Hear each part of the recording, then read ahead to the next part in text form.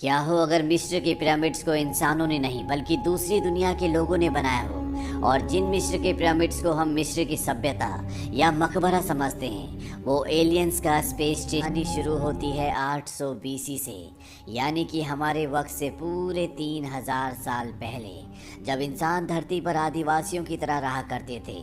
कोई भी टेक्नोलॉजी नहीं थी और उस वक्त में धरती पर एक स्पेसशिप आता है। सभी लोग उसे देखकर भागना शुरू कर देते हैं, पर एक लड़का उसकी तरफ अट्रैक्ट होता है। वो उसके पास जाता है और तभी स्पेसशिप से एक नीली रोशनी निकलती है और वो लड़का गायब हो जाता है। कई 100 साल बीत जाते हैं। वक्त आता है सन 1928 का, जहां हमें मिस्र के यानी कि इजिप्ट के बड़े बड़े पिरामिड्स दिखाए जाते हैं। और ये पिरामिड इस बात का प्रतीक है कि अब इंसान पहले की तरह जंगली या आदिवासी नहीं रहे, वो बहुत तरक्की कर चुके हैं। यहाँ पर इंसान मिस्र के पिरामिड्स के आसपास खुदाई कर रहे होते हैं और इस खुदाई के दौरान यहाँ पर इन्हें बहुत अजीब अजीब सी प्राचीन चीजें मिलती है, जिसमें धातु का बना हुआ एक बहुत बड़ा गोलाकार भी होता है, जिसे देखकर किसी को कुछ समझ नहीं आता कि ये क्या है। इसी के नीचे इन्हें एक एलियन के अवशेष भी मिलते हैं। यहाँ पर एक छोटी बच्ची कैथरीन को दिखाया जाता है, जो यहाँ के प्रोजेक्ट हेड की बेटी है। कैथरीन को यहाँ खुदाई में निकला हुआ एक सुनहरे रंग का लॉकेट मिलता है, जिसे वो अपने पास रख लेती है। कई दशक बीत जाते हैं और वक्त आता है सन 1994 का, जहाँ पर डॉक्टर डैनियल जैक्सन को दिखाया जाता है, जो कि एक आर्कियोलॉजिस्ट और लिंग्विस्ट है। लिंग्विस्ट उसे कहा जाता है जिसे कई भाषाओं का ज्ञान होता है। जैक्सन को कई प्राचीन भाषाएं आती हैं। जैक्सन अपनी स्पीच में सबको बताता है कि मिस्र के पिरामिड मिस्र वासियों ने नहीं बनाए बल्कि किसी और ने बनाए हैं। उसकी इस बात पर कोई विश्वास नहीं करता। वहाँ से सब उठकर चले जाते हैं। यहाँ पर जैक्सन से कैथरीन मिलने के लिए आती है, वही छोटी बच्ची जिसे सन 1928 में दिखाया गया था, जिससे मिस्र में खुदाई के बाद वहाँ पर एक गोल्डन कलर का लॉकेट मिला था। अब ये लड़की बूढ़ी हो चुकी है और आज भी उसी प्रोजेक्ट पर काम कर रही है, जिसका नाम है स्टारगेट। कैथरीन इस प्रोजेक्ट की हेड है और वो जैक्सन को अपनी टीम में शामिल होने के लिए कहती है। वो कहती है कि हमें किसी ऐसे इंसान की ज़रूरत है जो पुरानी भाषाओं को समझ सके। जैक्सन उनकी टीम में शामिल हो जाता है और जब वो उस बेस पर पहुंचता है जहां पर उसे प्राचीन भाषा को समझना है, तो बोर्ड पर लिखे हुए कुछ प्राचीन शब्दों को, जिनका अनुवाद गलत किया होता है, कुछ ही पलों में पूरी तरह से ठीक कर देता है। अब यहाँ पर कर्नल ओनिल आते हैं। वो कहते हैं कि अब इस प्रोजेक्ट का हेड मैं हूँ, यानी कि जो भी यहाँ पर काम होगा उसकी पूरी जानकारी कर्नल ओनिल को भी होनी चाहिए। जैक्सन को अब एक बहुत बड़ा पत्थर दिखाया जाता है। ये वही पत्थर होता है जो आज से कई साल पहले यानी कि सन 1928 में मिस्र के पिरामिड में मिला था, और इसी पत्थर के नीचे वो गोलाकार धातु थी जिसे स्टार गेट कहा जाता है। जैक्सन इस पत्थर पर बने चिन्हों को समझने की कोशिश करता है, पर वो पूरी तरह से समझ नहीं पाता। एक दिन एक गार्ड अखबार पढ़ रहा होता है जिसके पीछे तारों के कुछ चित्र होते हैं, और ये तारों का समूह होता है ओराइन बेल्ट। कहा जाता है कि मिस्र के पिरामिडों का ओराइन बेल्ट से बहुत गहरा संबंध है। जैक्सन जब ओराइन बेल्ट के चित्र को पत्थर के चित्र से मिलाता है तो एकदम सेम होता है। वो समझ जाता है कि ये कोई भाषा नहीं लिखी हुई बल्कि स्पेस में 3 डायमेंशनल के जरिए अलग अलग जाने का नक्शा है, और ये सारी बात वो अपनी टीम को बताता है। वो बोर्ड पर एक 3 डायमेंशनल क्यूब बनाता है जिस पर वो 6 पॉइंट्स मार्क करता है, और इसके बाद वो सबको आपस में मिला देता है। जैक्सन कहता है कि सेंटर पॉइंट से हम किसी भी जगह पर जा सकते हैं। यहीं पर बैठा हुआ एक आदमी बोलता है, पर सेंटर पॉइंट तक जाने के लिए हमें 7वीं जगह की जरूरत है। 7वीं जगह कहाँ पर है? जैक्सन बताता है कि हमारी अर्थ यानी कि जो हमारी लोकेशन है वही 7वीं जगह है। वो उस पत्थर पर बने एक चित्र को यहाँ पर बनाता है जो कि पिरामिड की तरह होता है, जिसके दोनों तरफ 2 लोग होते हैं। वो कहता है कि इन दोनों आदमियों का कोई मतलब नहीं है, ये पिरामिड यानी कि यही 7वां प्लेस है। तभी यहाँ पर एक आदमी बोलता है, लेकिन डिवाइस में 7वीं जगह यानी कि ये निशान कहीं पर भी नहीं है। जैक्सन को पता चल चुका है कि इनके पास कोई डिवाइस है, यानी कि वही धातु का बना हुआ गोला जिसे स्टार गेट कहा जाता है। जैक्सन को लैब के अंदर ले जाया जाता है, जहाँ पर वो स्टार गेट को देखता है जो घूम रहा होता है, यानी कि वो एक्टिवेटेड है।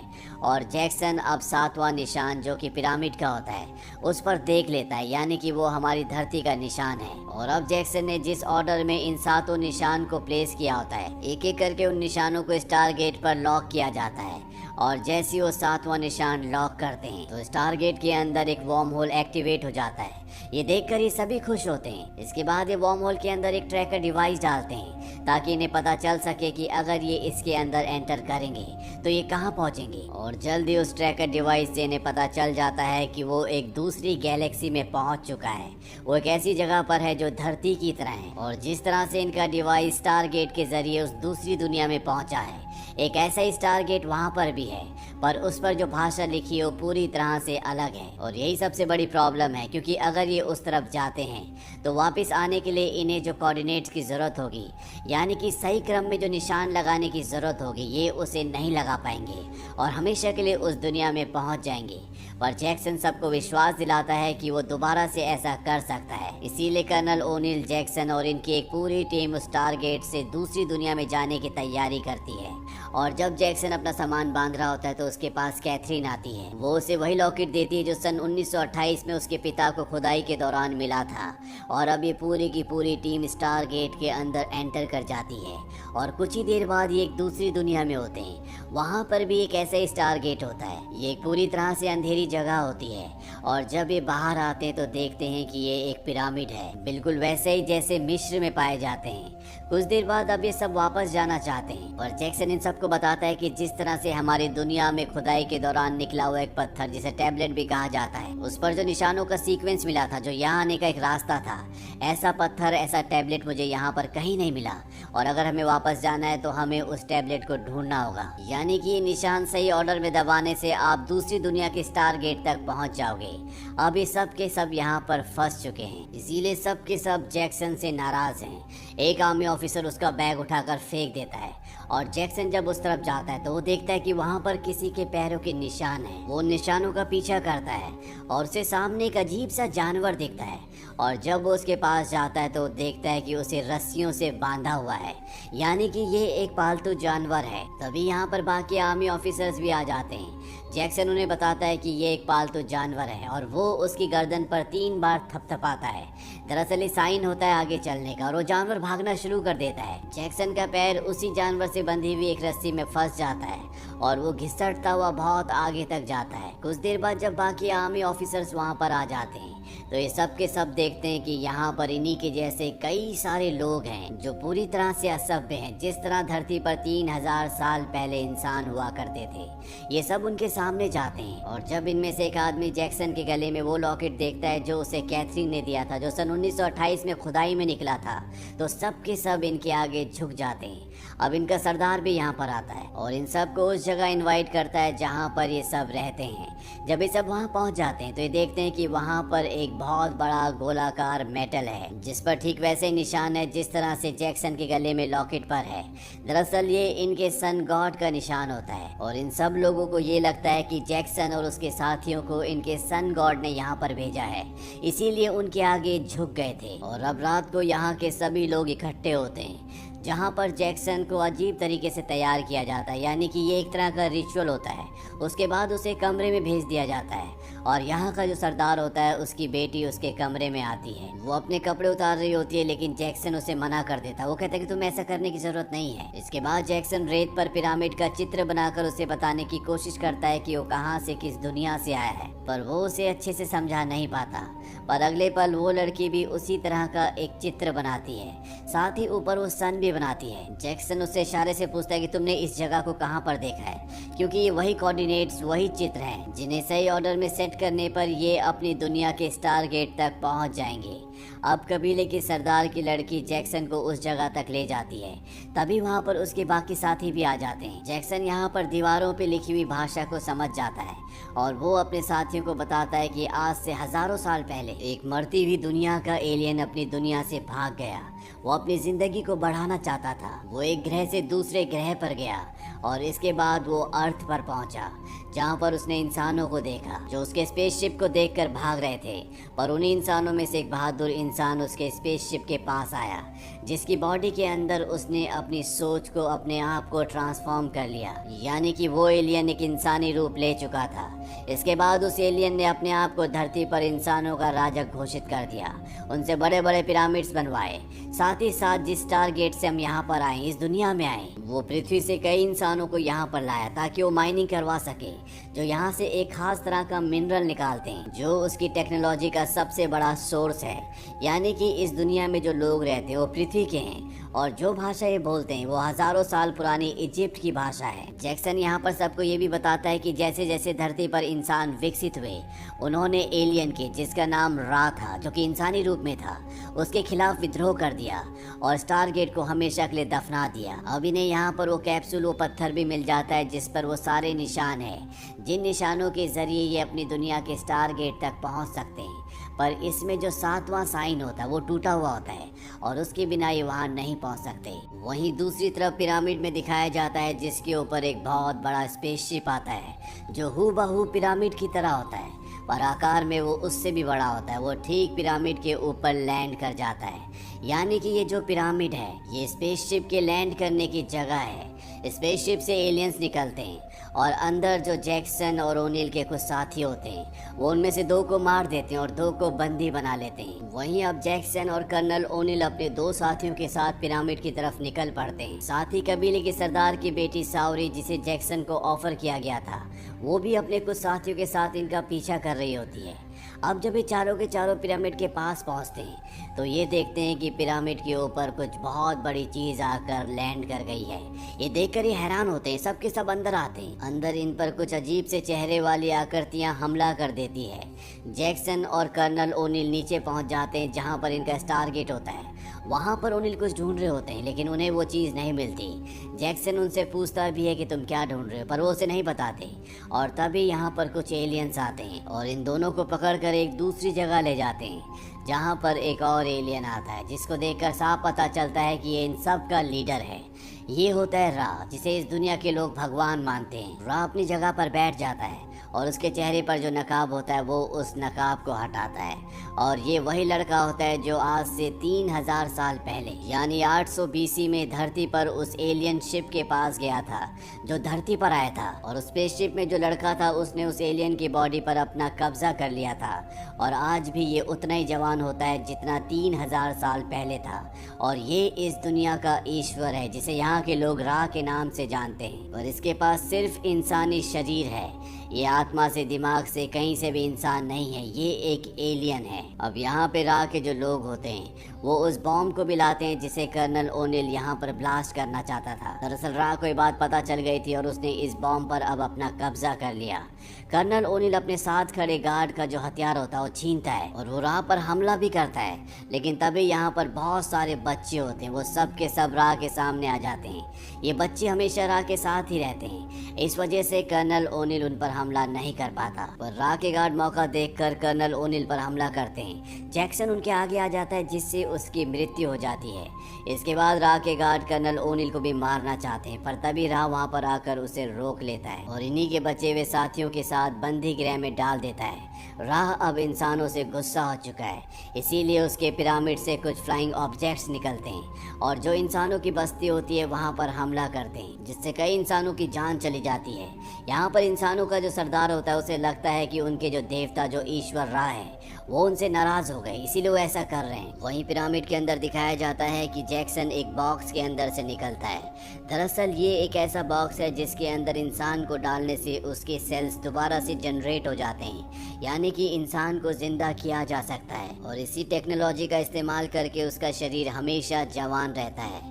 अब जैक्सन जिंदा हो चुका है। राव उसके सामने आता है, वो कहता है कि तुम्हारा दोस्त यहाँ पर न्यूक्लियर बॉम्ब लेकर आया और कल जिस टारगेट से तुम यहाँ तक इस दुनिया में पहुँचे हो उसी टारगेट से इस न्यूक्लियर बॉम्ब को तुम्हारी दुनिया में भेजूंगा, पर मैं अपनी टेक्नोलॉजी से, अपने मिनरल से इसकी पावर 100 गुना ज़्यादा बढ़ा दूंगा ताकि तुम्हारी पूरी दुनिया ख़त्म हो जाए।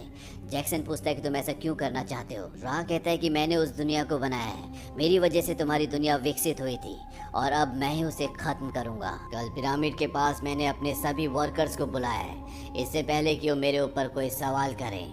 तुम्हें अपने सभी साथियों को मेरे कहने पर उनके सामने मारना होगा ताकि उन्हें यकीन हो जाए कि उनका एक ही ईश्वर है। जैक्सन कहता है कि अगर मैंने ऐसा नहीं किया तो रा कहता है अगर तुमने ऐसा नहीं किया तो मैं तुम्हें मार दूंगा और उसके बाद तुम्हारे सभी साथियों को भी। अब अगली सुबह यहाँ जितने भी ट्राइब्स होते हैं जो सब के सब रा के गुलाम हैं वो पिरामिड के पास इकट्ठा हो जाते हैं और जैक्सन के सामने उसके चारों साथी हैं जिन्हें उसे सबके सामने मारना होगा। रा का एक आदमी उसे एक हथियार देता है और अब जैक्सन धीरे धीरे उसकी तरफ बढ़ता है। तभी भीड़ में से एक बच्चा उसे इशारा करता है जिसके पास उन्हीं का एक हथियार उनकी एक गन होती है, यानी कि ये लोग इनके साथ हैं। दरअसल कबीले के सरदार की बेटी शावरी ने सब कुछ सच बता दिया होता है जो भी उसे जैक्सन से पता चला था कि रा कोई भगवान नहीं है, वो एक एलियन है और उसने सबको यहाँ पर गुलाम बना रखा है। जैक्सन जब देखता है कि यहाँ के कुछ लोग उसके साथ है तो वो अपने साथियों पर हमला ना करके रा पर हमला कर देता है। साथ ही भीड़ में जिन बच्चों के पास गन्स होती है वो हवा में फायर करना शुरू कर देते हैं। यहाँ पर भगदड़ी मच जाती है और इस मौके का फायदा उठाकर सब के सब यहाँ से भाग जाते हैं। रात को ये एक गुफा में आश्रय लेते हैं जहाँ पर कर्नल ओनिल के साथी पूछते हैं कि तुम यहाँ न्यूक्लियर बॉम्ब क्यों लेकर आए थे। वो बताते हैं कि अगर यहाँ पर कोई खतरा होता तो मैं तुम सबको वापस भेजकर इस बॉम्ब को ब्लास्ट कर देता और कल भी मैं ऐसा ही करने वाला हूँ। साथ ही यहाँ पर विलियम को एक और बात पता चलती है कि कबीले के सरदार की जो बेटी है जिसका नाम शावरी है उससे उसकी शादी हो चुकी है। विलियम भी शावरी को पसंद करता है, उससे प्यार करता है, इसीलिए वो उसे पत्नी के तौर पर एक्सेप्ट कर लेता है। अगली सुबह जब ये उठते हैं तो देखते हैं कि शावरी के भाई ने दीवार पर एक चित्र बनाया होता है और ये चित्र इस प्लेनेट का होता है जिसमें पिरामिड के साथ 3 चांद होते हैं। विलियम समझ जाता है कि जो 7वां टूटा हुआ साइन था वो यही है और अब इनके पास अपनी दुनिया में वापस जाने के लिए सही ऑर्डर में सही निशान है जिसे स्टारगेट पर सेट करने के बाद ये धरती पर पहुंच जाएंगे। वहीं दूसरी तरफ राह का एक आदमी जो पूरी तरह से नकाब पहने हुए है वो माइंस के बाहर आता है क्योंकि उसे यहाँ से मिनरल लेकर जाना है। और तभी वहाँ पर कर्नल ओनिल आकर उसे मार देते हैं। ये देखकर सरदार और सभी लोग डर जाते हैं। वो अपने घुटनों के बल बैठकर अपने ईश्वर राह से माफी मांगना शुरू कर देते हैं। पर तभी कर्नल ओनिल राह के उस आदमी को जिसे उन्होंने अभी मारा है उसके शोल्डर पर एक बटन दबाते हैं, जिस बटन को दबाने के बाद उसका नकाब पूरी तरह से हट जाता है। यहाँ पर सभी गुलाम लोगों को पता चल जाता है कि ये ईश्वर नहीं है बल्कि ये भी हमारी तरह इंसान है जिन्होंने नकाब पहने हुए और इतने सालों से वो सिर्फ एक भ्रम की दुनिया में थे। अब जैक्सन, ओनिल, शावरी और कुछ बच्चे मिनरल्स लेकर पिरामिड के अंदर पहुंच जाते हैं और जब उनके सामने राह के गार्ड्स आते हैं तो उन सबको मार देते हैं। इसके बाद जैक्सन, ओनिल और शावरी उस जगह जाते हैं जहाँ पर न्यूक्लियर बॉम्ब होता है। कर्नल ओनिल उस बॉम्ब को एक्टिवेट कर देते हैं। वो जैक्सन को कहते हैं कि तुम अपनी दुनिया में वापस चले जाना और वहाँ से स्टारगेट को हमेशा के लिए खत्म कर देना। मैं यहाँ पर अपना काम खत्म करूंगा, यानी कि राह का खात्मा। तभी यहाँ पर राह का एक आदमी आता है और उस शावरी को मार देता है। जैक्सन उस आदमी को मार देता है और शावरी को मरा हुआ देखकर उसे बहुत दुख होता है। तभी यहाँ पर नीली रोशनी आती है। दरअसल ये टेलीपोर्टेशन की रोशनी होती है। ये राह की एक ऐसी टेक्नोलॉजी है जिससे सामान को, इंसानों को एक जगह से दूसरी जगह ले जाया जा सकता है और इस वक्त राह का एक आदमी इस टेक्नोलॉजी का इस्तेमाल करके यहाँ पर न्यूक्लियर बॉम्ब लेने के लिए आ रहा होता है। जैक्सन को इस टेक्नोलॉजी के बारे में पता होता है, इसीलिए वो शावरी को लेकर उस लाइट के नीचे खड़ा हो जाता है जिससे गार्ड यहाँ पर पहुँच जाता है और जैक्सन और शावरी उस जगह पहुँच जाते हैं जहाँ पर वो चैम्बर है जिसके अंदर जैक्सन दोबारा जिंदा हुआ था। वो शावरी को उसके अंदर रखकर उसे एक बार फिर से जिंदा कर देता है और जब वो उसे वापस लेकर जा रहा होता है तो रा उसे देख लेता है। रा उसके सर पर हाथ लगाता है जिससे उसकी पूरी बॉडी में करंट दौड़ जाता है। वहीं नीचे कर्नल ओनिल को दिखाया जाता है जो उस गार्ड से लड़ रहे होते हैं जो टेलीपोर्टेशन टेक्नोलॉजी का इस्तेमाल करके नीचे आया होता है और वो ठीक उसे उस जगह ले आते हैं जहां पर टेलीपोर्टेशन टेक्नोलॉजी का चैम्बर आता है और जब वो उसके नीचे होता है तो कर्नल ओनिल उसके हाथ का वो बटन दबा देते हैं जिससे टेलीपोर्टेशन ऑन हो जाता है और वो ठीक उस गार्ड के ऊपर आकर गिरता है जिससे उसके शरीर के टुकड़े हो जाते हैं। उसका धड़ तो वहां रह जाता है और ऊपर का हिस्सा ऊपर पहुंच जाता है और ठीक ऊपर उसी जगह पर ओनिल और शावरी होते हैं जो दोनों के दोनों नीचे पहुंच जाते हैं और इस तरह से उनकी जान बच जाती है। बाहर ये दिखाया जाता है कि जितने भी इंसान होते हैं उन सब ने यहाँ पर विद्रोह कर दिया है जैसे कभी पृथ्वी पर किया था। रा समझ चुका है कि उसका खेल यहाँ पर खत्म हो गया है, इसीलिए पिरामिड के ऊपर जो उसका स्पेसशिप होता है वो उसे उड़ाकर यहाँ से निकलना शुरू कर देता है। वहीं नीचे ओनिल न्यूक्लियर बॉम्ब को ऑफ करने की कोशिश करता है पर रा ने इसकी पूरी सेटिंग चेंज कर दी थी इसीलिए ऑफ नहीं हो रहा होता। इन्हें कुछ समझ नहीं आता कि इन्हें क्या करना है क्योंकि कुछ ही सेकंड्स में ये फटने वाला होता है और तभी ये उस आदमी का धड़ देखते हैं जिसके हाथ में टेलीपोर्टेशन का बटन है और न्यूक्लियर बॉम्ब को वो उसके नीचे रखकर बटन को ऑन कर देते हैं। वहीं ऊपर राह को स्पेसशिप में दिखता है कि कोई टेलीपोर्टेशन से ऊपर आ रहा है। उसे लगता है कि कोई इंसान उसका सामना करेगा, पर अगले पल उसके सामने न्यूक्लियर बॉम्ब होता है जिसे फटने में चंद ही सेकंड्स बचे होते हैं और अगले पल एक जोरदार ब्लास्ट होता है। और राज जिसने कई 100 सालों तक धरती पर इंसानों के ऊपर राज किया, उनसे मिस्र के पिरामिड्स बनवाए, यहाँ के लोगों को हजारों सालों तक अपना गुलाम बनाकर रखा, उन्हें एजुकेट नहीं किया ताकि वो धरती के लोगों की तरह रिबेलियस ना हो जाए, आज उसका खात्मा हो गया। ये देखकर इस ग्रह के जितने भी लोग हैं वो सब के सब खुश हो जाते हैं क्योंकि आज उन्हें हमेशा के लिए गुलामी से आज़ादी मिल गई। अंत में दिखाया जाता है कि स्टारगेट को ये ऑन कर देते हैं, पर जैक्सन इनके साथ नहीं जाता क्योंकि वो साउरी से प्यार करता है, वो उसकी पत्नी है, इसीलिए वो इस ग्रह पर उसी के साथ रहना चाहता है। पर विदा लेने से पहले वो कैथरीन का वो लॉकेट जो उसने उसे दिया था वो कर्नल ओनिल को दे देता है। वो कहता है कि ये कैथरीन को दे देना। और जितने भी बचे हुए लोग होते हैं वो सब पृथ्वी के लिए निकल जाते हैं। इसी के साथ ये कहानी यहीं पर खत्म हो जाती है। ये फिल्म सन 1994 में रिलीज हुई थी। IMDb पर इसकी रेटिंग है 7.1। इस फिल्म का बजट था $55 मिलियन और बॉक्स ऑफिस पर इसने कमाई की थी 197 मिलियन।